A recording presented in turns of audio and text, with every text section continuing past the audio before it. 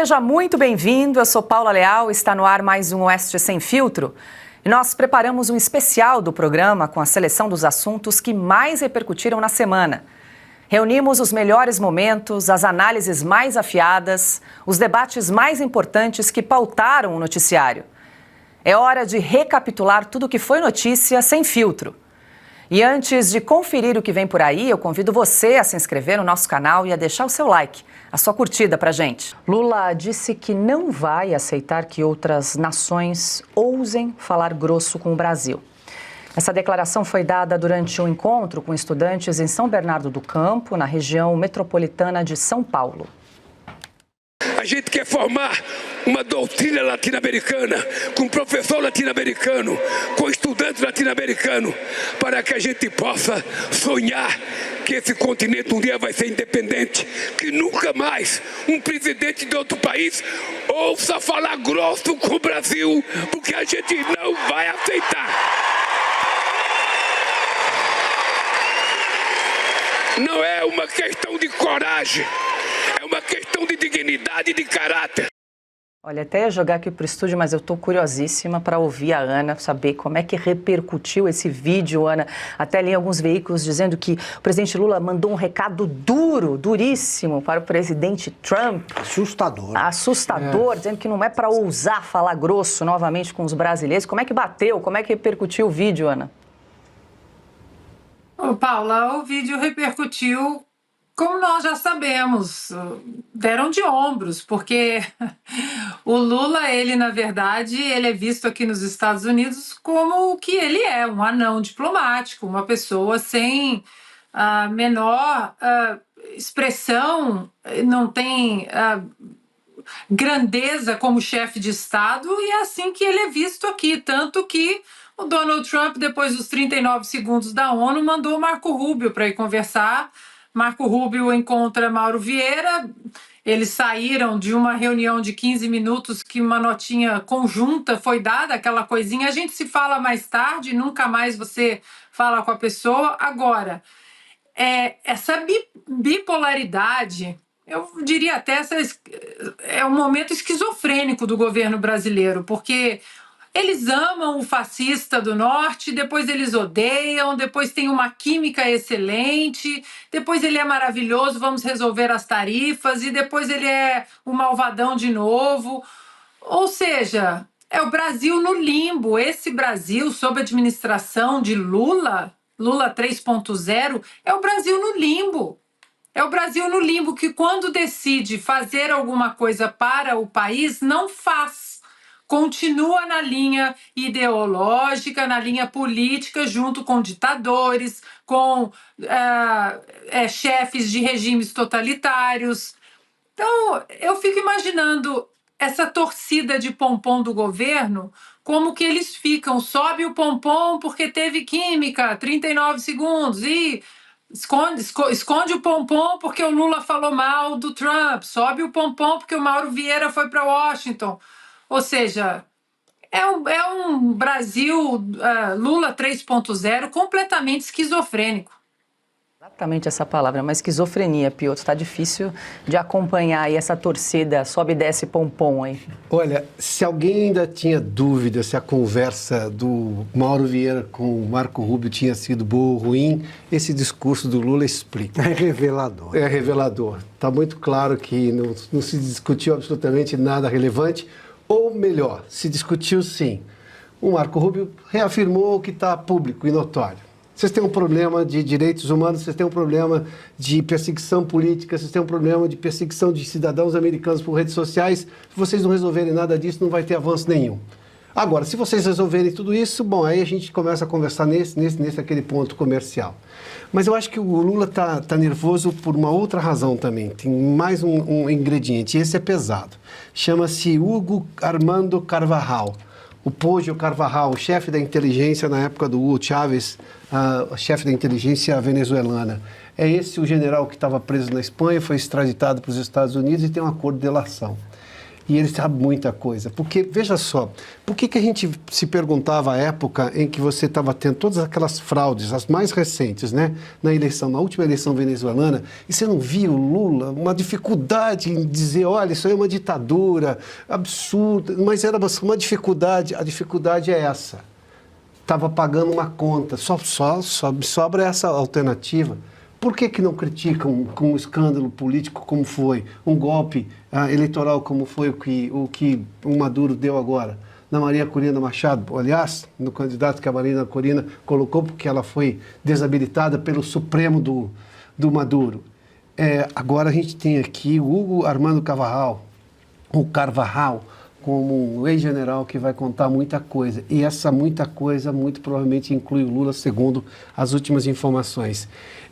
Essas coisas vão vir à tona. E o governo americano está muito atento a cada um desses discursos do Lula. Mas, obviamente, essas ameaças, isso é o estilo do Lula, né? O Lula está num comício, ele está num palanque eterno, ele não desce de jeito nenhum. É só bravata, né? É bravadeiro.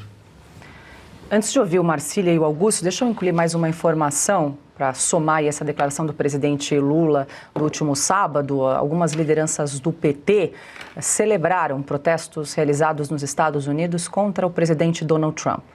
As manifestações ocorreram em mais de 2.600 municípios americanos, reunindo pessoas com o lema No Kings, contra políticas de imigração, educação e segurança. O deputado Lindbergh Farias classificou os atos como o começo de uma jornada contra o trumpismo, enquanto José Guimarães afirmou que os Estados Unidos estão contra Trump. As declarações acontecem no momento em que Lula e Trump tentam uma reaproximação diplomática. Os presidentes podem se encontrar na Malásia na próxima semana, Marcília. Há uma expectativa que talvez os dois presidentes se esbarrem aí nesse encontro da Malásia, mas nada confirmado ainda. O que sabemos foi aquela reunião que houve entre Marco Rubio e Mauro Vieira, marcando a reunião que marcou uma próxima reunião que não se sabe quando será. Reunião para marcar outra reunião. Talvez eles se esbarrem e tenhamos aí mais 39 segundos de química, mas nunca passa disso. Esse discurso do Lula, tem um velho ditado que fala, apelou, perdeu. Né? Eu acho que é isso. A pessoa começa a gritar muito, é óbvio que não está indo muito bem no papo com o outro, não é? Quando você está entrando em acordo com alguém, você não grita contra nada, você não grita contra o outro, você inclusive nem fala nada, você deixa a coisa andar nos bastidores se ela está andando bem. Então, se ele está gritando, é porque ele já desistiu até mesmo desse contato e está tentando fazer aquilo que sobrou a ele, que é tentar monetizar politicamente o episódio, que é o que o governo Lula tem tentado fazer com essa questão. Agora, é curioso que essa monetização política passa por aquilo que a gente chama de autodeterminação dos povos. É sempre essa a toada do Lula e dos seus também correligionários, digamos assim, como apareceu o Lindbergh e outros mais, que é sempre no sentido de, olha, a Venezuela é dos venezuelanos, Cuba é dos cubanos, o Brasil é dos brasileiros, não vamos aceitar ninguém gritando aqui, voz grossa e etc, etc. Eu queria saber do Lula se ele faria esse mesmo discurso ou se ele consegue fazer esse mesmo discurso para a Itália do Mussolini. Ele acha também que aquilo era um problema dos italianos? Ou para a Alemanha da mesma época? Será que ele acredita que aquilo era um problema dos povos que ali estavam e não do mundo e não da opressão que eles recebiam? Porque a ideia de soberania pressupõe que o povo esteja no poder. A ideia de soberania pressupõe que o povo consiga ter a capacidade de comandar a sua própria vontade. Mas se tem um líder ou um Estado ou instituições que oprimem aquele povo, é óbvio que, enfim, essa história não vale nada. Então, quando ele diz, não vamos aceitar que ninguém fale grosso conosco, a gente está pressupondo aqui que nós temos algum tipo de soberania e não vamos aceitar que ninguém infrinja isso. Mas nós não temos soberania. Aliás, nem o Lula é soberano. O STF também está hoje mandando no Lula mais do que o Lula pensa que manda no Brasil. Diga, Augusto. O Caega é um campeão mundial da bravata e basófia, né? Para plateias domesticadas. De novo, Lula não fala em público sem que seja conferido ali quem é que está, quem é que está ouvindo, desde 2007, quando ele tentou fazer o discurso de abertura dos Jogos Pan-Americanos e conheceu a gloriosa vaia do Maracanã. Parou. Agora, para esse pessoal, e eles aplaudem, né? Quando ele diz, não vai aceitar que fazem, mas o quê? Se alguém, já não aconteceu isso aí, o Hugo Chávez passou o chapéu nele, bonito, não pagou aquela refinaria lá, Abreu e Lima. Sim. Tinha 40% aí, a parte da Venezuela era de 40%, ele disse, não vou pagar e não pagou. O Lula, ele foi humilhado pela Bolívia, quando o governo boliviano confiscou os bens da Petrobras. Sim. No país. O Paraguai já fez o que quis na hidrelétrica de Itaipu, com a diretoria, composição de diretoria, e o Lula não fala nada. Não fala nada. Ele se acovarda com essa turma. E o que o Brasil vai fazer se a Venezuela, por exemplo, resolver brigar com o Brasil? Eu apresentei esse problema aí ao general Mourão, que hoje é senador, quando ele comandava aquele último destacamento de fronteira lá. Ele disse, olha, se a Venezuela, usando o equipamento militar que recebe da Rússia, resolver invadir o Brasil, a gente vai ter, com o equipamento de que dispomos, vai ter de recuar. O Brasil ganha com a retirada, né? Desmente o Churchill. Não se ganha uma guerra com retiradas. O Brasil é muito grande e recorre a isso aí. Agora, ele quer assustar o Trump. É brincadeira um negócio desse, essa bravata. Nunca mais vão fazer isso com o Brasil. Não vão fazer se não quiserem, porque a depender do governo, o exército está sucateado, a marinha, não tem nada disso. Agora, vão defender com o quê? Com as brigadas do MST, que depois comentaremos. Isso é uma palhaçada. O que o Lula tem de fazer é melhorar o país, entender que os americanos são os Estados Unidos são a única superpotência militar do planeta, ficar quietinho, aí tratar de negociar com os americanos antes de ficar provocando, porque nós já temos um ano aí pela frente, um ano que economicamente, o Piotr vive lembrando isso, não é animador, para dizer o mínimo.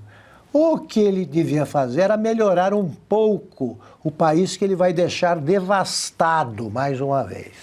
Augusto, fazendo coro aí a essa lista de bravatas que você muito bem listou, me lembrei agora, quando o Celso Amorim foi fiscalizar, lembra? Ele foi fiscalizar as eleições na Venezuela, sim, etc. Ele voltou e na OEA, numa das reuniões, nós aqui no Brasil tomamos pito do Peru. O Peru falou grosso com o Brasil. Então imagina que tipo de moral tem um país em que o Peru fala grosso com a gente.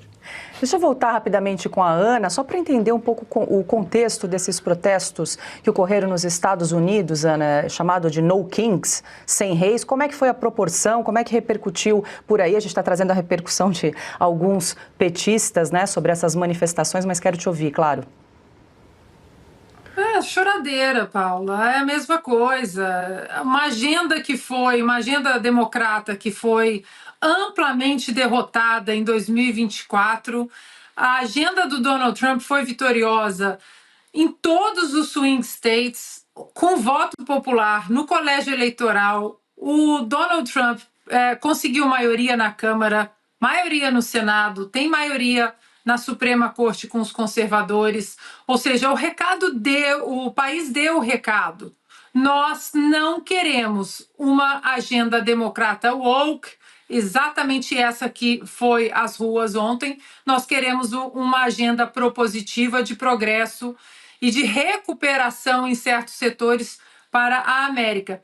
E aí, Paula, é mais do mesmo. Então,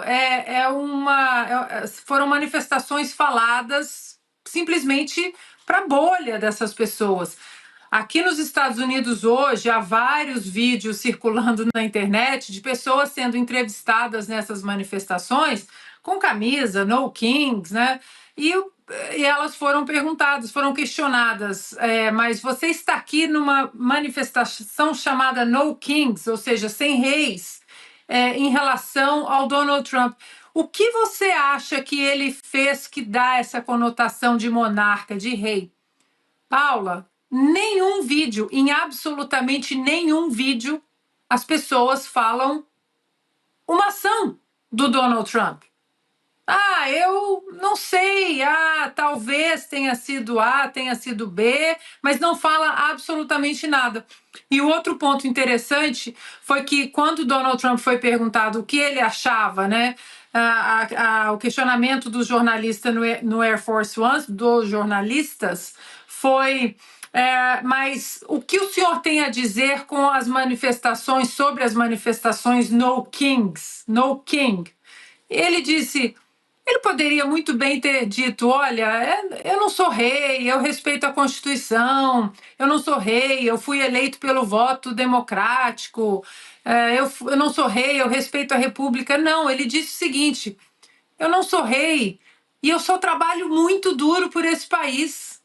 É só isso que eu faço e é só isso que eu quero fazer, então deixe-me fazer isso, trabalhar fortemente para este país. Para finalizar, Paula, uma pesquisa mostrada na CNN americana hoje mostrou porque há um combo do shutdown, né, do fechamento, da paralisação do governo pelos democratas, que já dura alguns dias, aí eles colocam mais um pouco de lenha na fogueira com essas manifestações, e hoje a pesquisa que a CNN mostrou foi a seguinte... Você acha que o shutdown, que o fechamento, a paralisação do governo como um todo federal, é culpa do Donald Trump?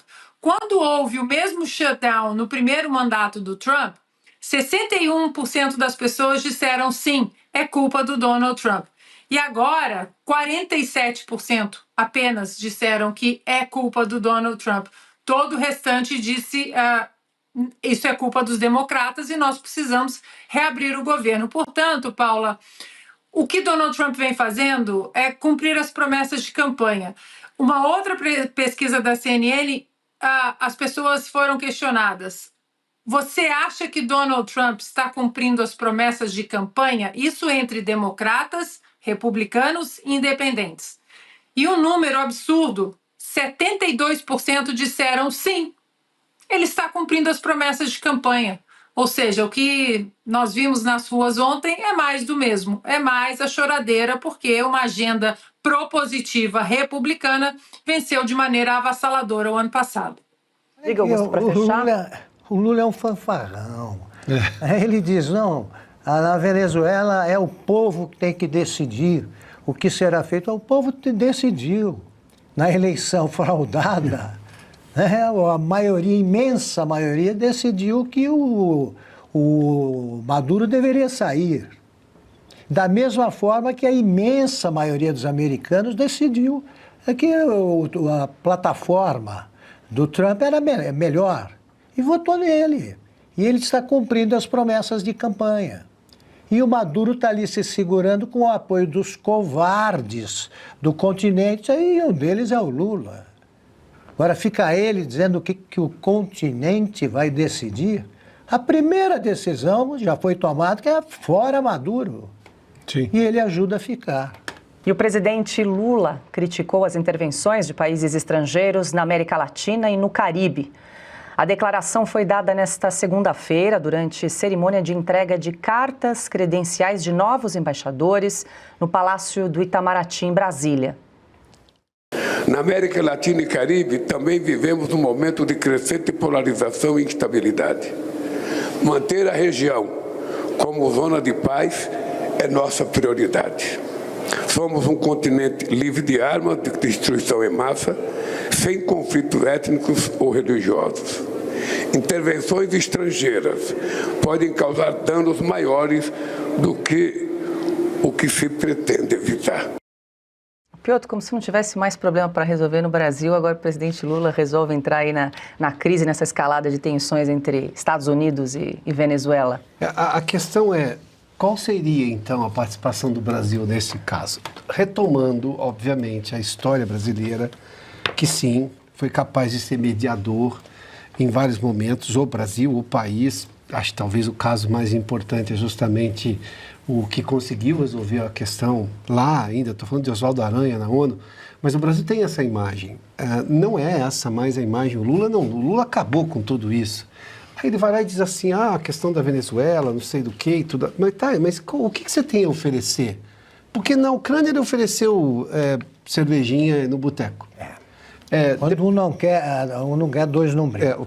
Nossa, ele deve ter ouvido isso em algum momento da vida dele, porque é uma frase de uma profundidade assim, diplomática imensa. Imagina só, isso deve ter nas aulas do Itamaraty. Quando um não quer, dois não brigam. Os embaixadores, todos ali, alunos, ficam aprendendo, os diplomatas, né? Imagina essa frase, o impacto que isso deve causar numa sala de aula, né? De segundo ano, talvez, na escola primária, porque, né?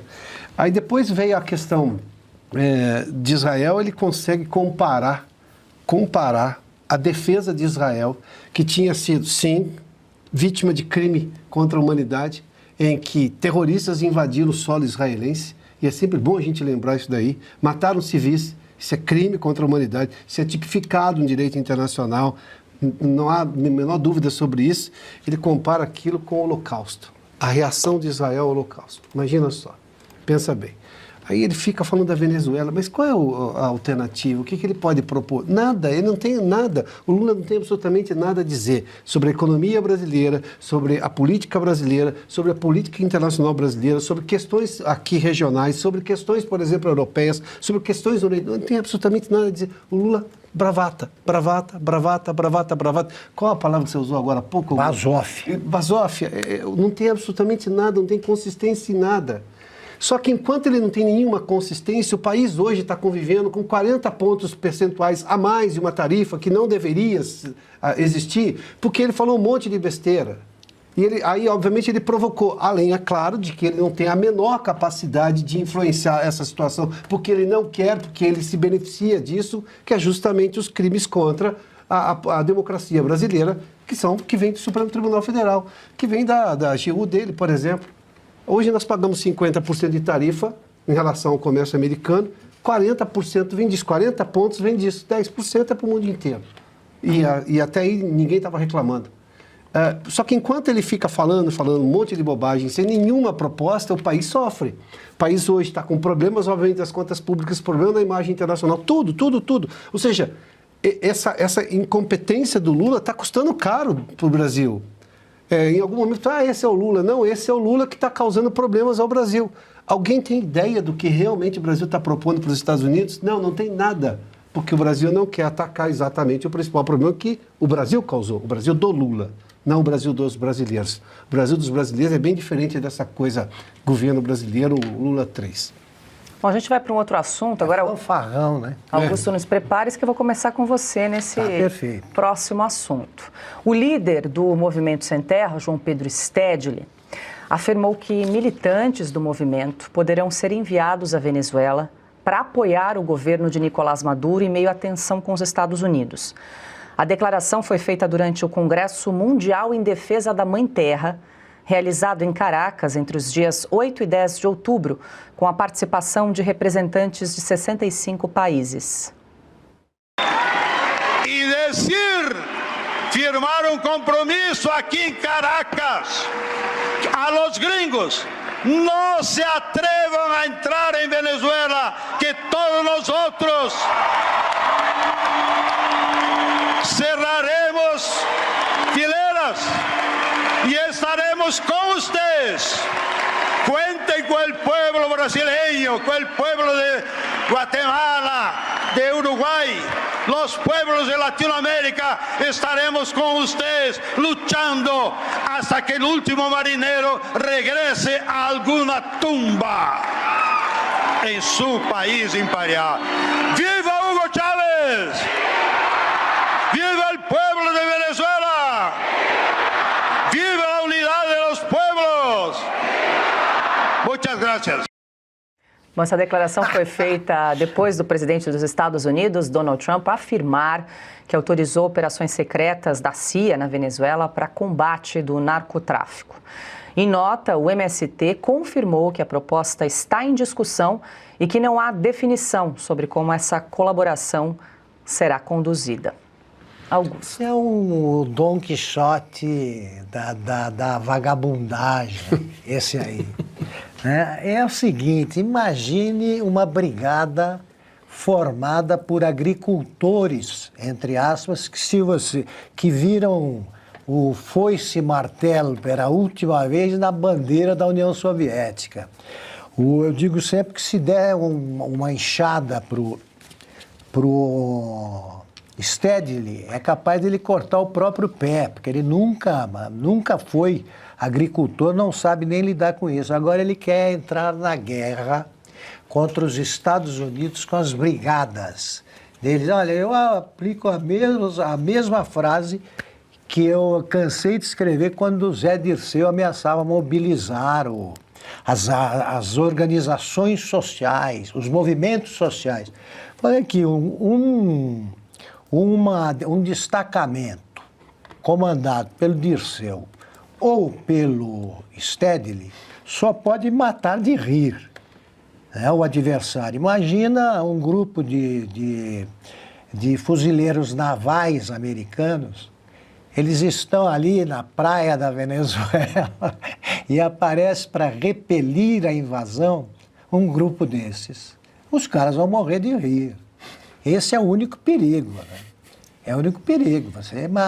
Você começa a dar risada.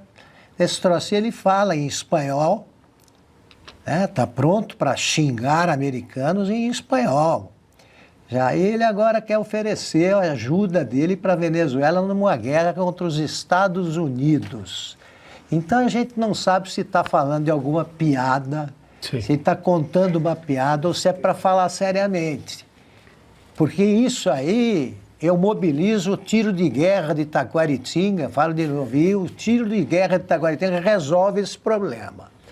Das brigadas internacionalistas, ele falou em outro discurso, não se atrevam a invadir a Venezuela. Está lá o MST. Seria ótimo se eles fossem para lá, porque o Brasil fica vazio deles. Mas ele não vai ficar aqui. Sim, claro. Vai mandar alguém, lá uns 4, 5. Pois é, Marcília resolveu oferecer o exército do MST para fazer excursão na Venezuela. Como é que é? Chegar de ônibus, enxada, pá na mão? Era o exército da CUT antes. Pois é, o exército que nem quando eles fazem movimento aqui na Paulista, eles não conseguem lotar uma faixa. É isso aí. Imagina ganhar uma guerra. Isso daí me parece aquele papo, quando a gente tinha 18 anos, eu sou formado em Direito, mas eu fiz letras também. E eu me lembro que quando você tinha 18 anos, tinha aquele povo que, enfim, gostava de subir na cama, né, do quarto, botar um quadro ali do Che Guevara no fundo e fazer discursos como esse. Mas depois a pessoa faz uma coisa que é muito recomendável a todo mundo que tem essa cabeça, que é crescer, começar a trabalhar, sim, crescer, claro, né, entender como o mundo funciona de verdade. Quer dizer, ali, eu me lembro, na letra, o pessoal se reunia em volta da fogueira, ficava lendo poema do Drummond e achava que a vida era aquilo, se resumia a isso. Não é? Só que a vida é um pouco mais complexa. Quando você vê um senhor de idade, né, enfim, que devia já ter entendido alguma coisa do mundo, acreditar que não é que esse é o presente, é que esse é o futuro. E o futuro de nós todos, me parece que aí tem alguma coisa muito errada, talvez até do ponto de vista cognitivo e não apenas ideológico. Ah, é um bom ponto, hein, Marcília, esse que você está levantando, hein, Piotr? Quem sabe? Pode internar que ele não reclama. Pois é, não resiste. O Stedley levar o exército do MST, mas numa Codata também, numa Codata. Não. Uma Codata... Acho que é regimentando ainda os voluntários. Mas vai demorar quanto? Voluntários. Porque o problema está agora, não está pronto esse exército? O exército de prontidão está lento. Ele pergunta a certa altura no discurso para a plateia. Quem é que vai? Quem é que topa? Todo mundo levanta a mão, imagina, não? Dá um fuzil na mão deles e os caras caem de 4. Imagina, Ana, tem que fazer um dossiê, esse vídeo, mais o do Lula falando que não ouse a falar grosso com o Brasil, mandar para o Donald Trump, que deve estar com muito medo, né, de pensar nas próximas ações em relação à Venezuela diante desses discursos. Aí a turma, né, sobe o pompom, aí vem o vídeo do Stedley, aí vamos esconder o pompom porque a coisa vai ficar feia. Olha, para finalizar, vocês já exploraram bem esse assunto. Estávamos falando das promessas de campanha do Donald Trump. Uma das promessas de campanha dele, no topo da lista, até eu diria, era a guerra implacável contra o narcotráfico. Então, o Stedley pode falar, Lula, Venezuela, Maduro, quem quer que seja. Donald Trump tem uma promessa muito sólida e ele está cumprindo essa promessa, que é essa guerra contra o narcotráfico. Portanto, eu fico pensando naqueles que estão tentando ali, né, em Brasília, no governo, se aproximar um pouco mais, né? O Mauro Vieira voltando, eu tive uma reunião com o Marco Rubio. Aí, quando ele sai da salinha do Marco Rubio, o assessor do Mauro Vieira deve aparecer e falar assim: senhor Mauro Vieira, eu tenho que mostrar um negócio aqui para o senhor. Imagina ver um vídeo desse, tudo isso que o Lula fala, como se não houvesse amanhã, porque a ideologia dele é muito mais forte do que qualquer pensamento propositivo para o governo. Nunca teve plano de governo. O Brasil sequer sabia quem seria o ministro da Economia do Lula. Ele nunca disse isso. Agora, por essas e outras, né, que ele não tenha coragem, que não é medo, não é receio, não. O Mauro Vieira fala inglês, eu não falo. O Lula não tem coragem de sentar ao lado ou de frente para o Donald Trump naquele salão oval. Não tem coragem. Exatamente por tudo isso, porque ele, na frente do Lula, ele que já é um anão diplomático, imaginem o que ele vai virar na frente de Donald Trump. Então, o salão oval deve ser um fantasma para o Lula, porque isso tudo que nós estamos vendo, mais o Stedley, isso é a essência do PT. Diga, Piotr, para fechar. Não, só para ver no que o PT levou o Brasil nesses últimos anos agora. No final de 2022, o Brasil, estávamos na linha de frente assim para entrar na OCDE, plano do governo Bolsonaro, liderado pelo ministro Paulo Guedes. Nós tivemos um crescimento de quase 3%, fomos um dos países que mais se destacaram em superar o drama da pandemia e também do preço do petróleo no mercado internacional com a guerra na Ucrânia. E reduzindo impostos, o que fez o Brasil também, com as reformas que tinham sido feitas e, obviamente, a desburocratização, a ser um dos países que mais receberam investimento externo. Investimento externo não era dinheiro em bolsa, não, tá? É o que se chama na economia de investimento externo direto. É dinheiro que vem para a infraestrutura, para ficar aqui, para gerar emprego, renda no Brasil. Agora nós estamos aqui com o Stedley dizendo que vai mandar o exército do MST para a Venezuela, o Lula dizendo que ninguém vai falar grosso com o Brasil, que ninguém sabe do que ele está falando exatamente, porque ele também não tem coragem de dizer o nome para quem ele está dirigindo essa frase.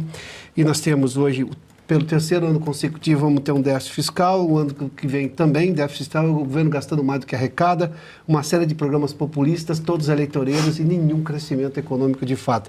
Quando você ouve que a economia do Brasil está indo bem, se pergunte o seguinte: como um país pode estar com taxa de emprego baixa, ou taxa de desemprego baixa, se 50 milhões dependem do Bolsa Família? 50 milhões é quase um quarto da população brasileira, de 213, 214. Quer dizer, essa taxa de desemprego não se sustenta, é uma narrativa também. Governo do Lula. Atribui-se, né, a Ana certamente você vai saber, atribui-se aos componentes da Guarda Nacional Americana, é uma frase bem arrogante, mas que faz sentido. Né? One riot, one man. Sim, tem uma baderna, aí manda um homem aí da Guarda Nacional que resolve. É o caso do Stedley. Isso. Olha, está chegando uma brigada. Aí fala, manda aí um recruta, um jeito que estreou ontem aí que resolve. É uma besta. E o ex-general venezuelano Hugo Carvajal Barrios, conhecido como El Pollo, aceitou cooperar com as investigações das autoridades dos Estados Unidos.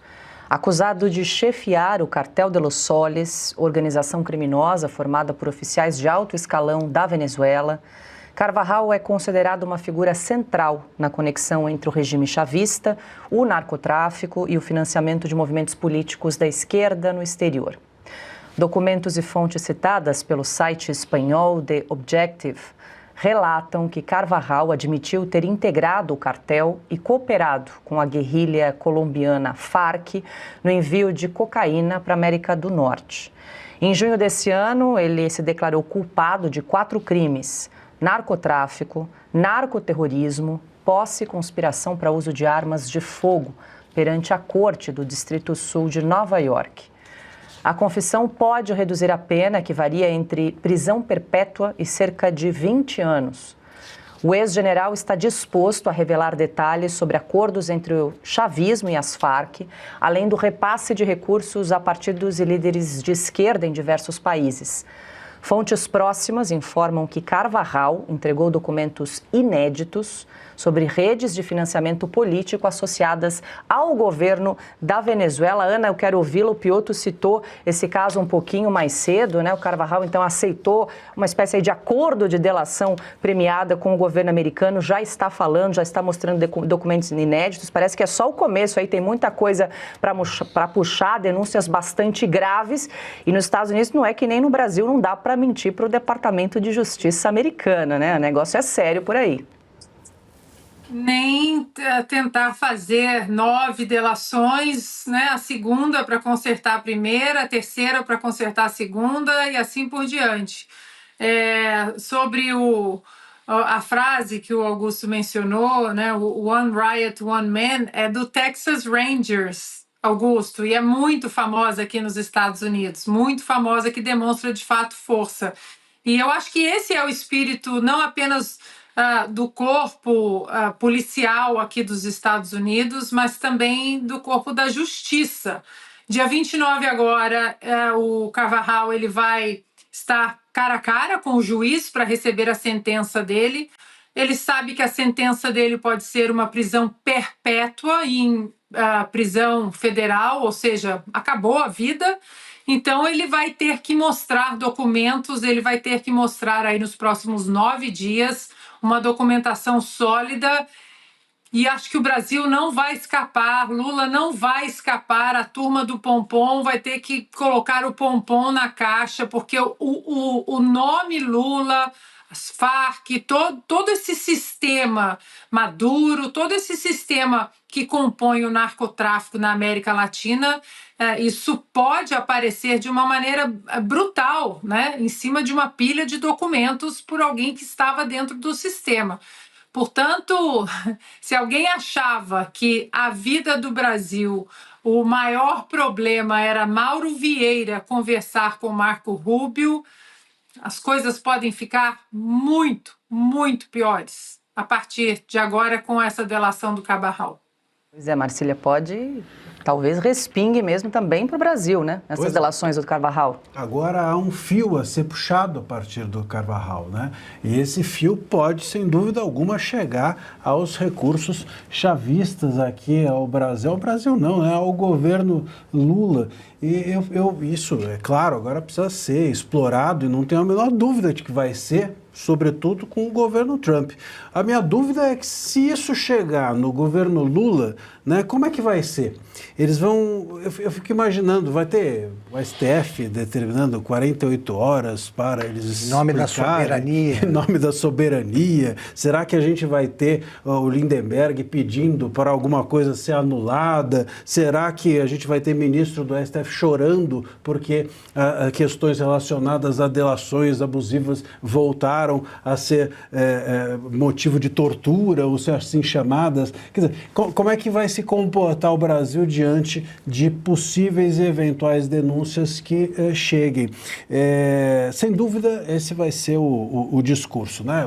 É algo de fora, é algo imperialista, é algo tramado contra o Brasil. O discurso aqui está pronto. Tem que ver se a gente vai acreditar ou não na balela que o governo tem insistentemente tentado nos impor, né, goela abaixo. Olha, várias mensagens aqui no chat também, dando as boas-vindas ao Adalberto Piotto, que estava de férias, e a André Marcília, o galã da Oeste, é isso, André Marcília? Acabei de capturar aqui no chat, não estava sabendo. Muito bem. Você sabe que uma vez me disseram, você é o galã da terceira idade, e eu fiquei sem saber se eu era da terceira idade ou se o meu público... É um elogio ambíguo. E o ex-ministro do Supremo Tribunal Federal, Luiz Roberto Barroso, votou pela descriminalização do aborto voluntário nas primeiras 12 semanas de gestação. Esse foi o segundo voto no Supremo a favor do aborto nesse período, mas para que o entendimento passe a valer é necessário formar maioria entre os 11 ministros. Barroso solicitou uma sessão extraordinária no plenário virtual para apresentar a posição, pedido que foi, então, atendido pelo presidente da Corte, o ministro Edson Fachin. No entanto, o Supremo formou maioria para derrubar uma liminar, também de Luiz Roberto Barroso, que autorizava enfermeiros a participar de procedimentos de aborto previstos em lei. O decano Gilmar Mendes derrubou a decisão de Barroso, alegando que não havia requisitos para a medida nem fatos novos que justificassem a intervenção individual. 7 ministros acompanharam Gilmar Mendes, entre eles Cristiano Zanin, Flávio Dino, Nunes Marques, André Mendonça, Alexandre de Moraes, Dias Toffoli e Edson Fachin. Com isso, a liminar perdeu efeito poucas horas depois de ter sido publicada. Vale lembrar, Ana, só para a gente resgatar, que o PSOL entrou com uma ação que tramita desde o ano de 2017, pedindo a descriminalização do aborto para gestantes com até 12 semanas de gestação. Já lembramos aqui o caso, Rosa Weber, antes de se aposentar, também depositou, proferiu seu voto, e o ministro Luiz Roberto Barroso seguiu os passos aí de Rosa Weber e foi na mesma linha. Foi o último voto que ele deixou aí como memória, como legado na sua gestão à frente do Supremo. É um ministro que sempre disse defender as minorias, blá, blá, blá, blá, blá, blá. E eu repito, se ele considera a proteção das mulheres, como ele sempre vinha com aquele tom dele de falso protetor, primeiro direito de qualquer mulher, o primeiro direito é o direito à vida. É o primeiro direito. CNBB, acabei de olhar aqui, ainda não há nenhuma manifestação da CNBB em relação a isso. Segue a agenda abortiva implementada por todos aqueles que querem legislar dentro do STF. E não custa repetir mais uma vez, se o Congresso não está debatendo isso, é porque já está debatido. O Congresso não quer falar sobre isso. A nação, se o Congresso não quer legislar sobre isso, e isso foi uma manobra usada pelo ministro Barroso, não, nós vamos ter que pegar esse caso porque o Congresso não quer legislar sobre isso, não quer endereçar esses pontos que a sociedade espera. A sociedade não espera, tanto que o Congresso não debateu, porque a sociedade disse, não queremos debater isso. Do jeito que está, a sociedade aceita como está. Agora, Paula, para finalizar, essa história de querer descriminalizar o aborto, vamos colocar todas as palavras. A palavra é autorização para matar. É isso. É autorização para o assassinato de bebês, de mulheres, no ventre de suas mães. Não tem nada em relação à saúde da mulher, absolutamente nada. Nada. Portanto, segue, né, a agenda. Agora ainda vem mais um, não sei se vamos falar sobre isso, mais um da turma, né, progressista, que de progresso não tem nada, mas que encampa essa agenda abortiva, pró-drogas, pró-bandidos, contra policiais, contra antifamília. É a agenda do Barroso. Barroso sai, infelizmente, deixando um legado macabro. Macabro, a palavra é essa. A vontade de autorizar o assassinato de bebês no ventre das mães.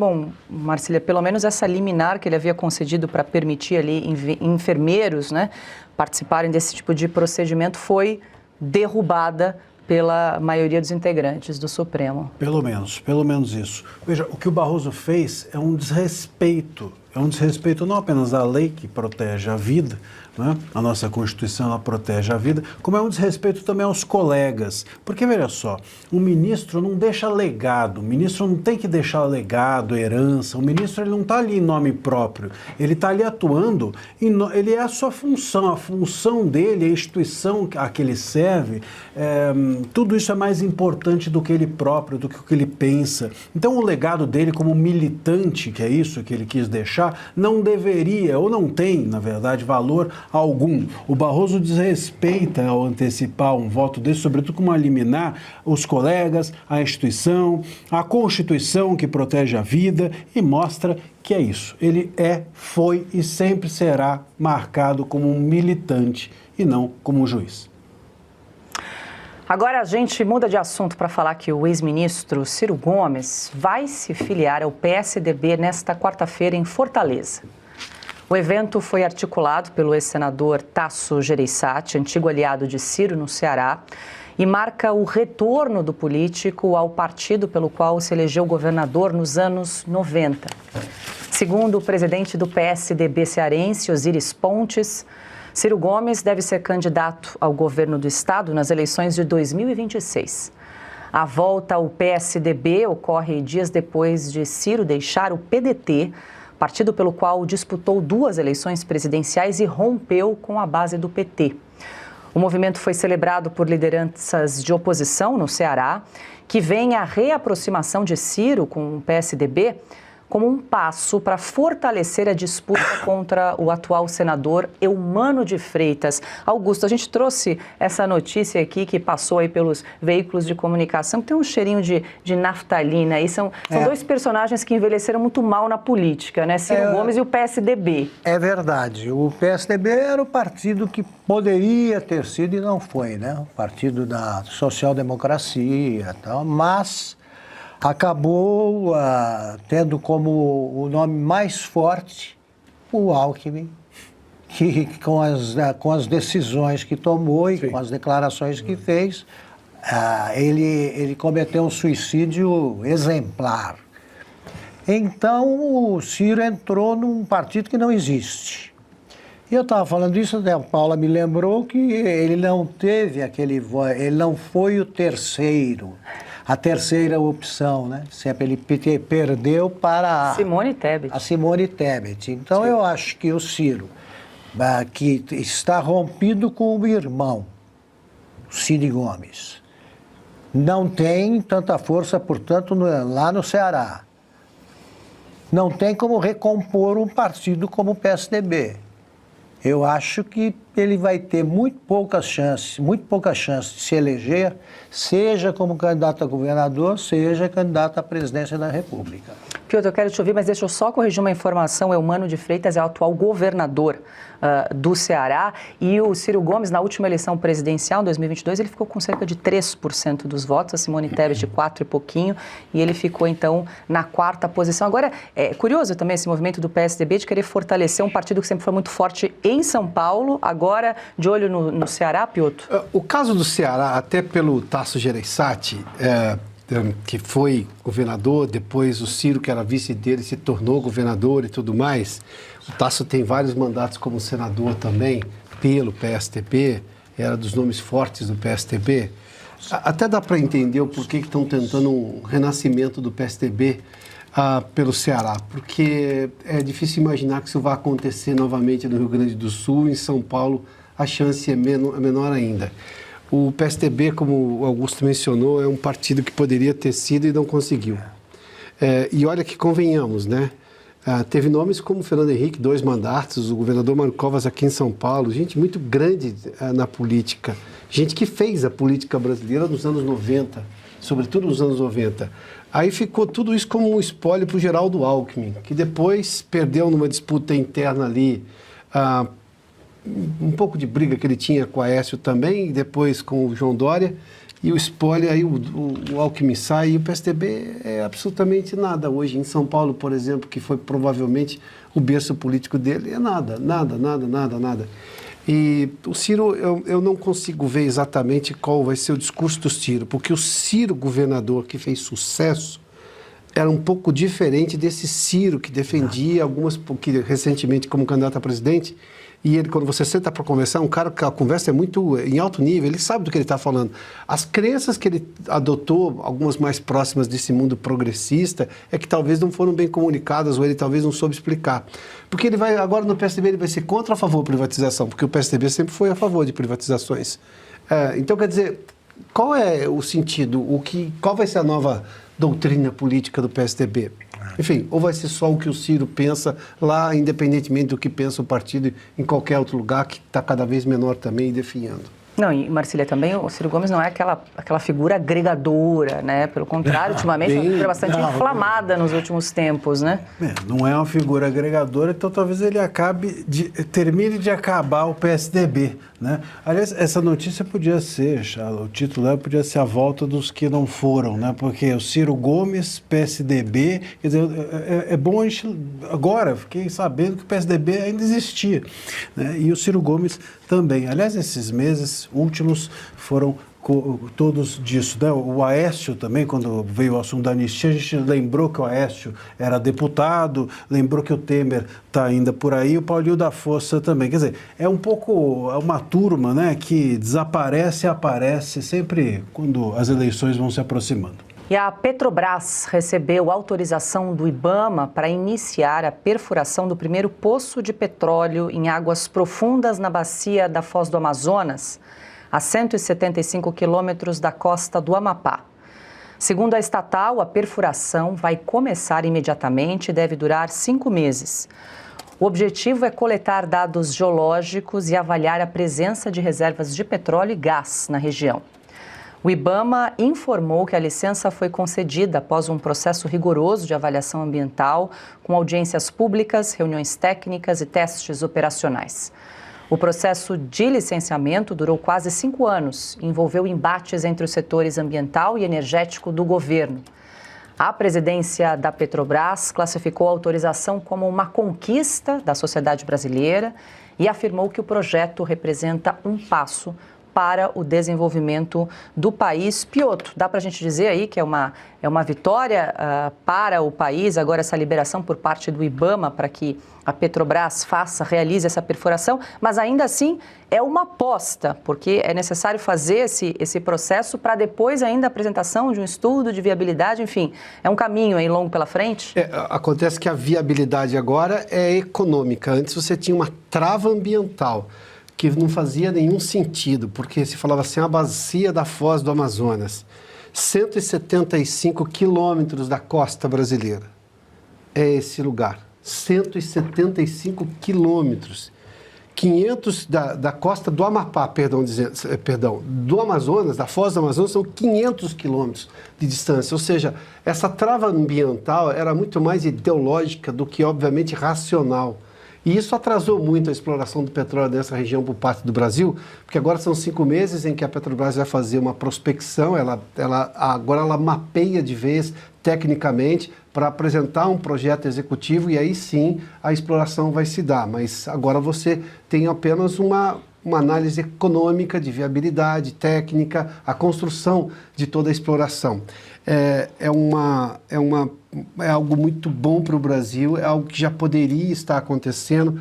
Não somente isso, como também aquela linha de trem que liga o centro-oeste até a região norte do país, um pouco acima ali, que poderia ser o escoamento também, região norte, acho que do nordeste, né? Enfim, Miritituba, acho que é no Pará. Então, a região norte, exatamente, que está parada porque tem uma discussão sobre o que passa numa região, numa reserva indígena, onde já passa uma estrada. Está parada no Supremo, liminar, que foi concedido durante anos aí pelo ministro Alexandre de Moraes, ainda no governo Bolsonaro.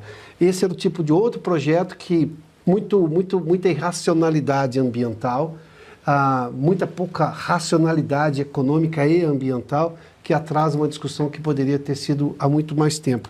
Os outros países dessa região já estão explorando faz tempo e estão ganhando dinheiro com isso. Enquanto isso, O Brasil perdeu esse tempo. É o tipo de coisa que, quando você fala sobre questões ambientais no Brasil, isso vira quase um dogma, né? Ah, se tem uma questão ambiental, um ambientalista está falando não pode mais. É assim que eles estão acabando com a Amazônia. A Amazônia é sustentável, se explorada de forma sustentável, poderia trazer benefícios, sobretudo para quem mora lá, e não para essas ONGs que exploram indígenas e os ribeirinhos que são deixados de lado. Basta dizer e fazer, tem todas as possibilidades de fazer desenvolvimento econômico e ambiental em regiões assim. Bom, aqui é uma trava a menos, vamos ver se isso vai adiante, né? O governo federal lançou o Ministério do Namoro, uma ação de comunicação nas redes sociais que faz referência a uma promessa de campanha do presidente Lula. A publicação foi divulgada no perfil oficial do Instagram e o texto estimula a interação amorosa entre pessoas que defendem pautas do governo Lula, citadas na imagem como justiça tributária, defesa da soberania nacional e taxação dos chamados super ricos. Na publicação, o Cupido do Gov.br é um espaço simbólico para quem acredita que o Brasil não pode abaixar a cabeça para ninguém. A ação resgata a declaração feita por Lula em 2022, quando prometeu criar o Ministério do Namoro para aproximar os brasileiros. Eu antecipei para a Ana se preparar, claro, né, para comentar esta pauta que, enfim, está aqui na ordem do dia, Ana. Não é verdade isso. É verdade isso? Então. Não é possível. Eu joguei para falei que ia jogar para você se preparar, porque ficou difícil aqui para eu chegar até o final da leitura. Parabéns, viu, Paula, por chegar ali no fim do texto sem dar uma risada. Agora, eu fico pensando nessa turma, o woke, que faz parte de quem apoia este desgoverno, se eles têm na cabeça para namorar, para sair, se eles têm a tal diversidade que eles tanto pregam, né? Aquela tem que ser alto, tem que ser baixo, tem que ser trans, tem que ser negro, tem que ser gordo, tem que ser indígena, tem que ser LGBT até a letra Z. Como é que fica esse Cupido? Porque eles têm que, como os americanos falam, eles têm que colocar o dinheiro onde eles colocam a boca. Já que eles falam tanto em diversidade, eles precisam também se diversificar nos encontros. Agora, olha, é vergonhoso. Tantos problemas no Brasil, tanta coisa para ser discutida, tanta coisa que pode ser produtiva usando o debate nas redes sociais, né? As nossas novas praças públicas, e o governo vai dar uma de Cupido. Olha, Cupido bom mesmo seria se este desgoverno tivesse recebido uma flechada do Cupido para que ele ficasse apaixonado pelo Brasil, porque até agora é só ódio. Ô Marcília, eu vou pedir até para a gente exibir mais uma vez na tela, porque é difícil acreditar que essa peça exista, mas ela existe, tá aí, então a gente compartilha hoje na tela, 1º de abril. No perfil oficial, boa lembrança, Gov.br, o Ministério do Namoro apresenta Cupido. Use os comentários para conhecer gente que também defende soberania nacional e justiça social. Vamos lembrar que, apesar do imenso ridículo, isso daí tem custo, né? Isso tem um gasto, e isso daí sai do nosso bolso. Então, tem gente fazendo esse cartaz, tem gente tendo essa ideia brilhante, né? Tem gente empenhada nisso, tem gente ali pago para fazer o gerenciamento de redes sociais para essa postagem ser feita. Tudo isso tem um gasto. O Lula fez essa promessa de campanha. Bom, então parece que ele cumpriu alguma. Escolheu logo essa para cumprir. Ele também prometeu que, inclusive, não ia ter mais sigilo de 100 anos para ninguém. No dia seguinte, botou até a agenda da mulher dele sob sigilo, né? Assim, é um negócio ridículo. É o Tinder do Lula, né, me parece.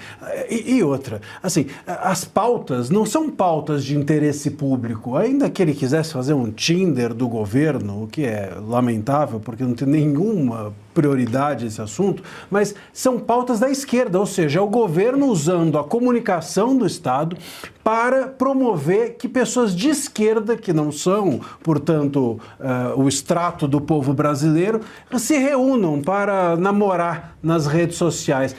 É o fim do mundo, é o fim do mundo. Logo o Lula que quer, que olha para as redes sociais como algo perigoso, etc. Perigoso é isso, perigoso é eles tratarem as redes sociais com esse ridículo imenso. É difícil mesmo acreditar, né? Mas acreditem, é verdade e é feito com o seu dinheiro.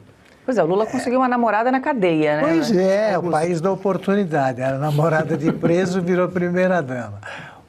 Só pode ter sido ideia dela.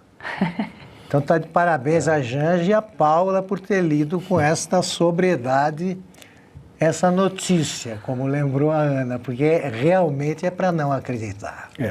Quer dizer, o PT entrou nessa de o amor está no ar. O PT, eles têm que cuidar mais de álibi, que eles não sabem aprontar porque eles vão ter que uma hora a polícia chega.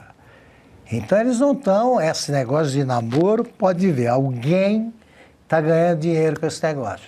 Ou quem faz a campanha, ou os candidatos, se é que aparece algum, mas realmente o nosso problema é a falta de um Ministério do Namoro. Está resolvido tudo. E até completando, eu estava lendo o texto aqui, falta um Ministério também da Gramática, porque o texto do negócio do Gov... eu poupei a audiência do texto completo, Marcelo. Mas já na primeira frase ele diz o seguinte: mas se você e o crush concordarem em frases, concordarem não com frases, concordarem em frases. Então, quer dizer, já não tem uma concordância até na frase que eles criam. Então, olha, eu não sei se foi o Sidônio, mas talvez tenha sido de fato a Janja pela incorreção gramatical. Não, mas olha as frases agora, já que você falou, a gente segue o baile ali, ó. Mas se você e o crush concordarem em frases como: quem tem mais tem que pagar mais e o Brasil não pode abaixar a cabeça para ninguém, já é meio caminho andado. Pro namoro. Exato, para dar o match, Augusto. Interessante. E outras? Tem outras frases, não? Se seu coração bate por firmeza na defesa do país... Ah, gente... Olha só, essa eu não tinha ainda visto. Bate por firmeza na defesa do país. Olha aqui, eu gostaria de saber qual foi o casal que sugeriu isso aí. Ou foi o Lula, partiu do Lula-Janja, ou do Lindbergh... Sidônio. Sidônio também, mas o Lindbergh é um forte candidato. É casado com a Gleisi. Imagina o clima de romantismo, né? E eles sabem alternar palavras de amor aí as bobagens que eles dizem o tempo todo sobre política. Agora, como não tem nenhum, o texto não está em caixa alta e não tem exclamações, eu sei quem não escreveu. Ana, só você queria complementar? Só lembrando que, além do nosso dinheiro estar pagando essa palhaçada, porque não tem outra palavra, nós agora estamos pagando 189 assessores no gabinete da Janja, tá? Olha só, falando nela, a Justiça Federal manteve o uso de recursos públicos nas viagens da primeira-dama Rosângela da Silva. A decisão é do juiz Leonardo Tavares Saraiva, da 9ª Vara Federal Civil do Distrito Federal, que rejeitou um pedido para suspender as despesas da União com os deslocamentos. Segundo o magistrado, não há provas de irregularidade nem risco de dano aos cofres públicos que justifiquem a medida urgente. O juiz também avaliou que o decreto que permite apoio institucional à primeira-dama está dentro das atribuições legais do presidente da República e tem um caráter simbólico e de representação. A ação foi apresentada pelo vereador Guilherme Kilter, do Partido Novo de Curitiba, e também pelo advogado Jeffrey Cicchini, que questionam o uso de aeronaves da Força Aérea Brasileira nas viagens da primeira-dama Janja da Silva. Marcília, é possível recorrer aí dessa decisão do magistrado? É possível recorrer, né? Agora, assim, por que uma ação dessa existe? Existe porque a PGR já não está fazendo o seu papel. Esse papel é da PGR. Primeiro que a primeira-dama, ela não é uma função, é um adereço, é só uma função de adereço. Não existe. Não existe. Não existe. Eles estão tentando criar agora uma função depois da existência da Janja. Como ela já gastou muito dinheiro público, sem dever, agora eles estão tentando, posteriormente aos gastos, criar um jeito disso ser legal. Mas isso é ilegal, isso é ilícito. Não há absolutamente nada que respalde nem a existência de uma função de primeira-dama com operação, equipe, etc., gabinete e tudo isso, nem existe nenhum respaldo para essas viagens intermináveis que ela faz, para aquelas palestras que a gente aqui são piores do que esse cartaz do Ministério do Namoro, né, que é a da merenda regenerativa do meio ambiente, um negócio pavoroso. Então, assim, tudo isso é irregular, tudo isso está no terreno da irregularidade. Mas, óbvio, num país como o nosso, infelizmente, o judiciário fica com receio, muito provavelmente, de dar um pito no Lula ou na Janja, já que a PGR, que é quem deveria fazer a fiscalização dessas contas da presidência e da Janja, não o fazem. Então, é um país completamente cooptado os governantes, né, e as autoridades públicas cooptaram as instituições de tal maneira que eles são infiscalizáveis, vamos dizer assim. Nós temos governantes e juízes no país que são inimputáveis. Pois é, com a chancela do judiciário, a gastança da Janja. Um país que precisa economizar tudo que for possível, tudo, eles gastam nisso aí. Nisso aí, com a primeira-dama, que, repito, a Constituição brasileira não menciona, não tem essa expressão, primeira-dama, não existe. Eles gastam com isso um dinheiro porque eles esquecidos e que vale o exemplo. Vale o exemplo. Se você gasta uma fortuna com a primeira-dama que não existe, você é irresponsável em setores onde o dinheiro é muito maior. Os dois se merecem, né? Bom, agora a gente fala da CPMI do INSS. A sessão ouve hoje a advogada Tônia Galetti, ex-integrante do Conselho Nacional de Previdência Social, que afirmou ter alertado pessoalmente o ex-ministro Carlos Lupe, logo depois da posse, em janeiro de 2023, sobre os descontos indevidos dos benefícios de aposentados. Além disso, a comissão também ouve Felipe Macedo Gomes, ex-presidente da Associação Amar Brasil, investigada na Operação Sem Desconto, que revelou o esquema envolvendo entidades de classe, lobistas e também servidores. Olha só, a sessão está ocorrendo agora, ao vivo, a gente vai dar uma espiadinha num trecho da sessão. Agora, senador, está aí falando nesse momento, Marcos Rogério, na CPMI do INSS. Vamos dar uma espiada? Discursos inflamados no plenário da Câmara dos Deputados, que na próxima audiência nós vamos colocar aqui para aumentar um pouco a audiência da CPI. Botar no painel para todo mundo ver. Contra a CMP. Primeira e única medida em 30 anos que atacou fraudes no INSS. Revalidação anual de autorização de desconto associativo. Quem impôs isso foi o governo Bolsonaro. Portanto, o governo Bolsonaro não prevaricou. Agora, Vossa Senhoria vem aqui e diz: alertei o ministro da Previdência, fez o quê? Nada. Alertei o Fidelis, fez o quê? Nada também, efetivamente. Não estou dizendo que não fez nada no sentido de dizer, olha, isso é grave, isso tem que ser visto, tem que ser observado. Palavras ao vento não resolve nada. Agora, fizeram sim. Anularam o processo, a determinação do decreto e da instrução normativa do governo Bolsonaro, que dizia o seguinte: recebida a lista, essa lista tem que passar antes pela autarquia INSS. Agora, os fraudadores ou os apoiadores da fraude, aqueles que se associaram à fraude, o governo de esquerda vai dizer: não, não tem que fazer mais nada disso não. Mande direto para a DataPrev e desconto já. Se associaram ao crime, senhores. Vai vendo, Brasil, se associaram ao crime, mas o método deles é: acuse o outro daquilo que esse governo faz.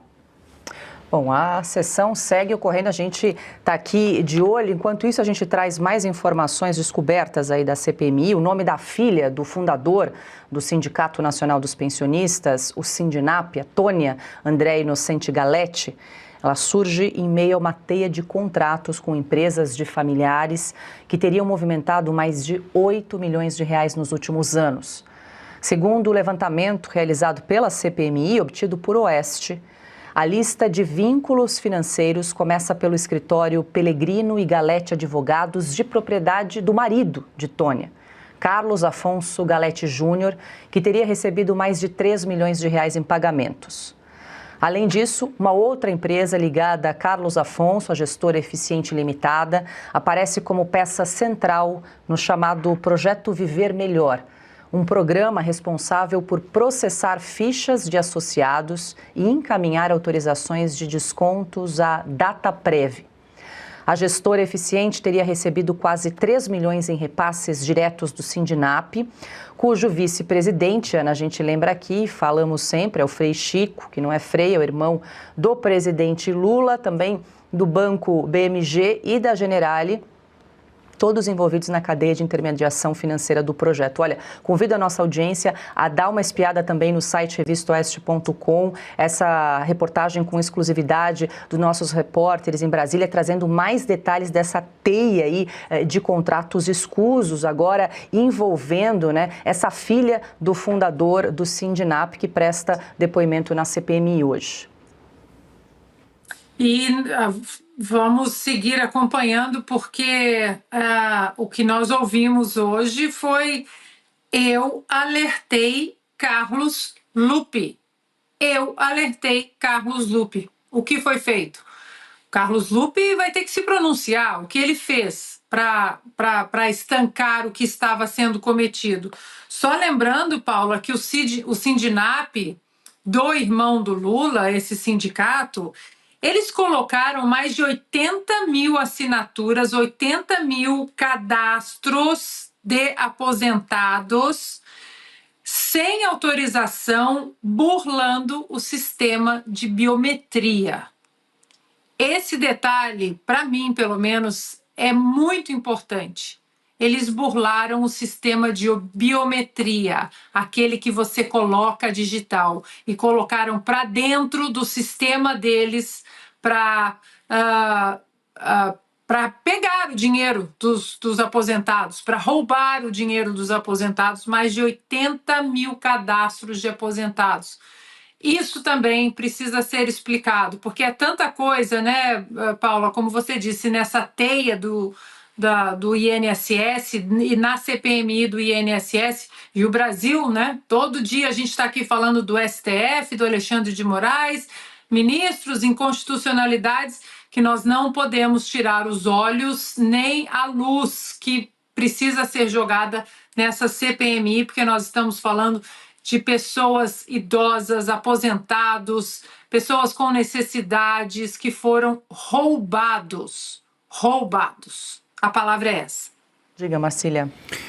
Bom, primeiro que o Lupe, né, agora, enfim, a Galete disse que alertou, como bem comentou a Ana, alertou o Lupe, né, a respeito dessas fraudes todas, mas vamos lembrar que o próprio Lupe, enquanto estava ainda à frente de tudo isso no governo, disse que sabia. Então ele próprio confessou, mas parece que nesse escalão, nesse primeiro escalão do governo Lula, nunca ninguém chega, não se consegue alcançar o primeiro escalão do governo Lula. E não se consegue alcançar também o Frei Chico. É impressionante, a Polícia Federal entra no tal do sindicato do Frei Chico, vasculha o sindicato inteiro, mas não mexe na mesa do Frei Chico. A CPMI consegue ouvir todo mundo do sindicato, todo mundo parece ter algum problema nesse sindicato, menos o Frei Chico. Quer dizer, eu acho que o Frei Chico talvez seja a única pessoa honesta desse sindicato. Ele estava ali, enfim, com olhos e ouvidos tapados, sem entender ou ver o que estava acontecendo. Quem é capaz de acreditar nisso, não é? Parece que a Polícia Federal é capaz de acreditar nisso. Parece que, infelizmente, parte do nosso judiciário que vem poupando o Frei Chico é capaz de acreditar nisso. Mas creio que nenhum de nós é capaz de acreditar que o Frei Chico não seja alguém de alguma forma envolvido. O ponto é que o Frei Chico, claro, ele é ponte justamente para esse primeiro escalão do governo Lula, que claramente está sendo poupado. E agora a gente traz detalhes sobre o caso envolvendo Felipe Martins. A Polícia Federal enviou nesta segunda-feira um ofício ao ministro Alexandre de Moraes em que associa críticas à condução da Operação Tempus Veritatis a uma suposta milícia digital. O documento, assinado pelo delegado federal Fábio Alvarez Shor, responde à determinação do ministro para que a Polícia Federal prestasse informações sobre o registro da suposta entrada de Felipe Martins nos Estados Unidos em 30 de dezembro de 2022. Segundo o texto, integrantes da chamada organização criminosa teriam se aproveitado do procedimento migratório diferenciado aplicado a chefes de Estado para simular uma falsa entrada de Felipe Martins em território norte-americano. O documento também utiliza o termo milícia digital para descrever o comportamento de advogados e comunicadores que contestam as investigações. A PF amplia, então, o conceito usado pelo Supremo para se referir às redes de desinformação e passa a associá-lo a críticas jurídicas e jornalísticas. O ofício termina com a sugestão de abertura de um novo procedimento apuratório, ao alegar que críticas públicas à investigação estariam sendo usadas para descredibilizar provas e autoridades. Numa decisão, Moraes pediu para que a PGR, então, se manifeste sobre o pedido de abertura de inquérito contra advogados e jornalistas críticos à prisão de Felipe Martins. Ana, daqui a pouco eu trago o que os advogados do Felipe Martins também publicaram em nota em resposta a esse ofício, mas vamos fazer um primeiro giro, porque tem vários pontos. Olha, a gente estava aguardando esse retorno da Polícia Federal, mas comentávamos aqui antes do programa começar que a gente não imaginava que viria com esse tom, com esse teor ameaçador, inclusive com um pedido de abertura de um novo inquérito que já está agora nas mãos do PGR para a manifestação envolvendo o Felipe Martins. E eu sempre me fico pensando, Ana, eu acompanho as discussões de vocês, trazendo os fatos, as provas, a tecnicidade desse caso, mas o estado do Felipe Martins, né? Ele segue preso com uma tornozeleira eletrônica, amordaçado, e aí recebe, né, da autoridade, da policial, no caso, né, da Polícia Federal, esse ofício que culpa a própria vítima de ter forjado uma suposta entrada nos Estados Unidos. É uma loucura, eu imagino o estado emocional do Felipe Martins num momento como esse. Paula, não é uma loucura e não seria uma loucura se nós não estivéssemos vivendo em um regime totalitário, que é o que nós temos no Brasil. Só não tem o nome oficial, né, ditadura, mas é o que nós estamos vivendo. O tom ameaçador da nota da Polícia Federal assinada pelo delegado Shor, delegado Fábio Shor, esse que persegue, por exemplo, o próprio Marcel Van Hatten, quando o Marcel Van Hatten levantou uma foto do Fábio Shor ali no plenário da Câmara e disse que havia uma perseguição política do Fábio Shor em relação ao Felipe Martins. O que o Fábio Shor fez foi atrás do Marcel Van Hatten, foi atrás do Eduardo Bolsonaro. O tom, Paula, é assustador. O tom de ameaça não apenas contra Felipe Martins, mas contra todos nós, jornalistas, veículos de imprensa, Wall Street Journal, que fez um editorial no domingo e questionou com bastante ênfase o que está acontecendo e quem colocou o nome do Felipe Martins nos sistemas de imigração dos Estados Unidos, se há brasileiros envolvidos nessa falcatrua, nessa fraude, porque, Paula, veja bem, a incompetência que ficou agora muito demonstrada, já havia sido demonstrada agora de uma maneira mais enfática ainda, do Fábio Shor, nesta peça de ontem, é impressionante, é gigantesca, porque, veja bem, o Felipe Martins, teria simulado uma falsa entrada em 2022, porque ele sabia que em 2023 ele seria acusado de golpe e em 2024 ele seria preso, e aí, depois da prisão, ele pediu para que o nome dele fosse incluído no sistema. Fábio Shor, o senhor é um lunático, o senhor é um criminoso.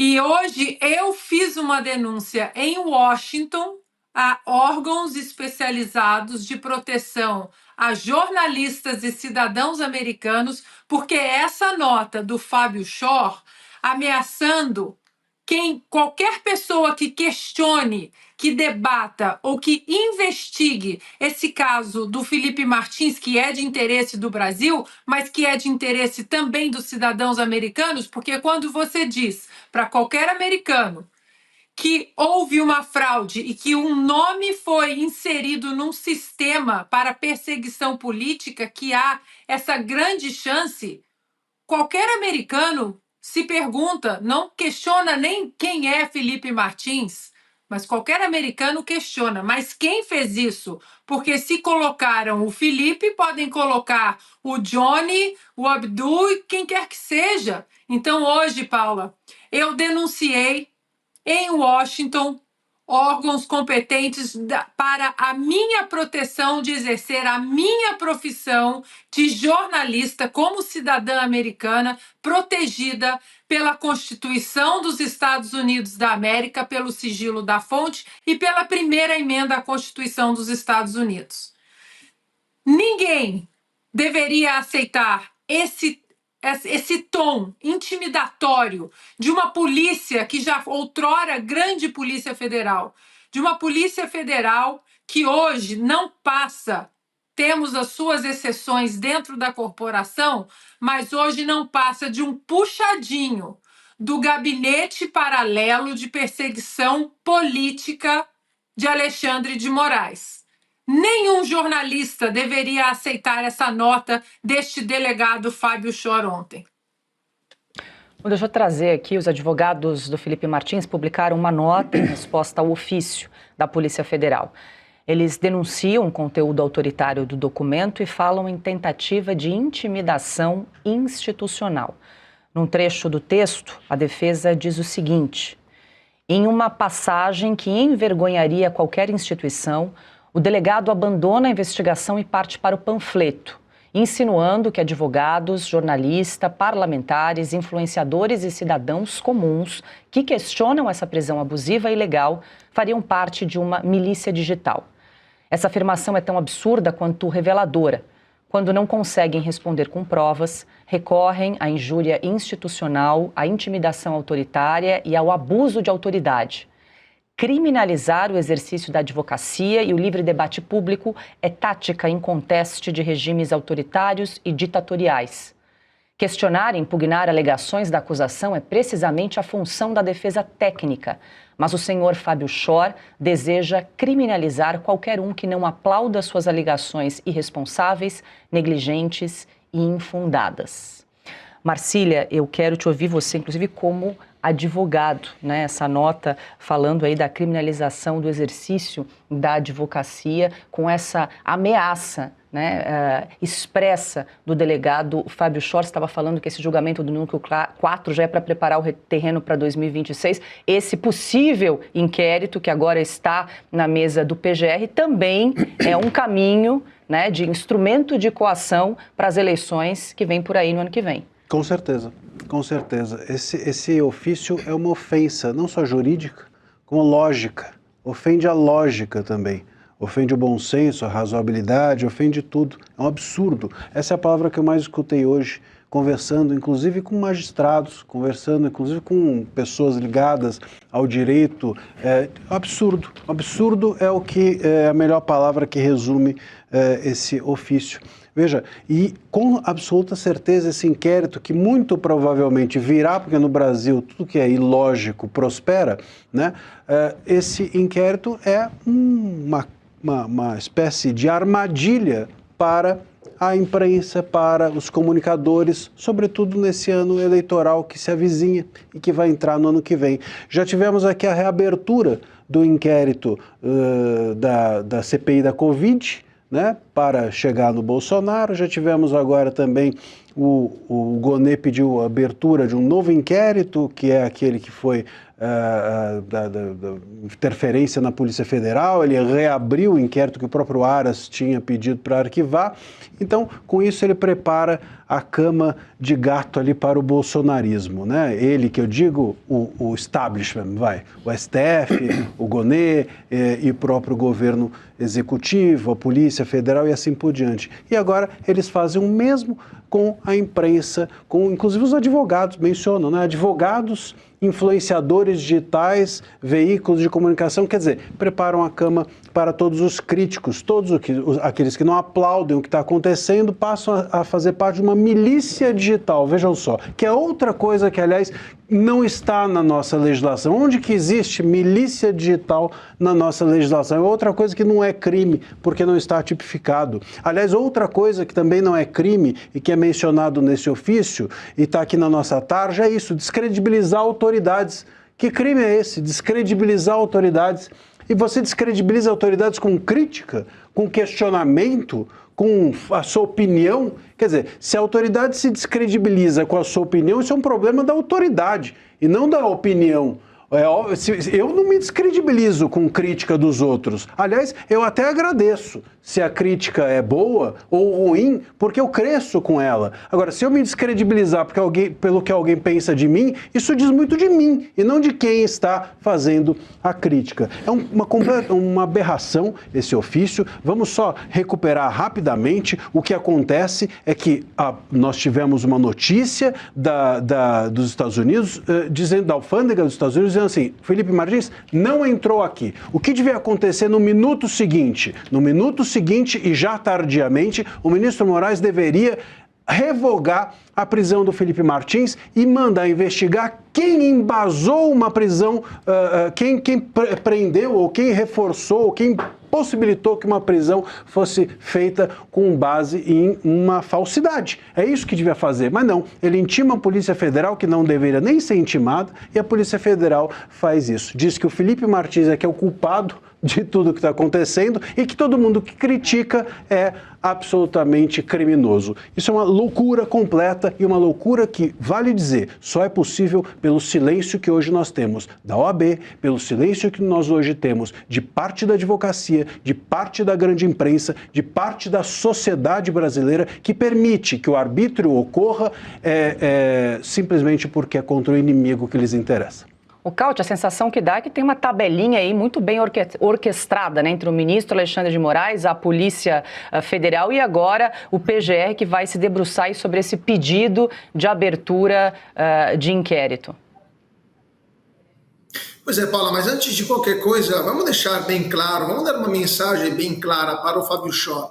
Fábio Chor, nós não temos medo de você. Nós, aqui da Revista Oeste, imagino, posso falar em nome de todo mundo, não temos medo nessas ameaças, nem tão veladas, nessas tentativas de intimidação feitas por um agente do autoritarismo que acha que fazendo uma peça que é absurda como essa, para não usar outros termos, que depois eu vou ter que, de fato, pedir para um advogado me auxiliar, peças escritas com partes não tão nobres, anatômicas, acham que pode intimidar nós jornalistas ou formadores de opinião, ou até cidadãos comuns. Nós não temos medo de você. Isso tem que estar bem claro, porque aqui na Oeste, assim como outros veículos, poucos, que ainda denunciam os abusos no Brasil, aqui ninguém aqui é tchutchuca do poder, paga com dinheiro público, que se descasca as mãos, aplaudindo atos arbitrários, como aqueles que vimos nos últimos meses. Então, só para deixar bem claro que o trabalho jornalístico de denúncia dos abusos faz parte do nosso DNA e não será uma peça como essa, vergonhosa, que vai nos fazer retroceder de um só passo, né? Até porque a Oeste, como sempre diz também o mestre Augusto, é a casa da coragem, né? Então, dito isso, o que o Fábio Scholl quer fazer? Quer abrir uma investigação contra o Brasil inteiro? Contra metade da população que critica o governo pelos absurdos que está cometendo, critica o Supremo por estar atropelando o direito? Quer processar deputados, senadores, jornalistas, metade do eleitorado que não votou no Lula e que critica duramente o Lula? Não, então vamos declarar o Brasil um estado de polícia, vamos nos tornar um exemplo para todas as piores ditaduras do mundo, né, que vão olhar para o Brasil e dizer, olha como é fácil calar quem pensa diferente, olha como é fácil calar quem critica o governo, e seremos uma grande Alemanha Oriental, onde possivelmente a Stasi verde e amarela poderá ser sim comandada com muito, vamos dizer assim, de forma muito apropriada pelo próprio Fábio Scholl, porque é isso que a Polícia Federal hoje está se tornando. E só para terminar, Paula, esse documento do Fábio Scholl, ele deveria ser colocado no único lugar adequado que a história indica, ou seja, o lixo, porque é isso que merece. E essa edição especial de Oeste Sem Filtro fica por aqui. Lembre-se de fazer a sua inscrição no canal da Revista Oeste, de ativar as notificações e deixar o seu like. Muito obrigada pela sua companhia e até a próxima.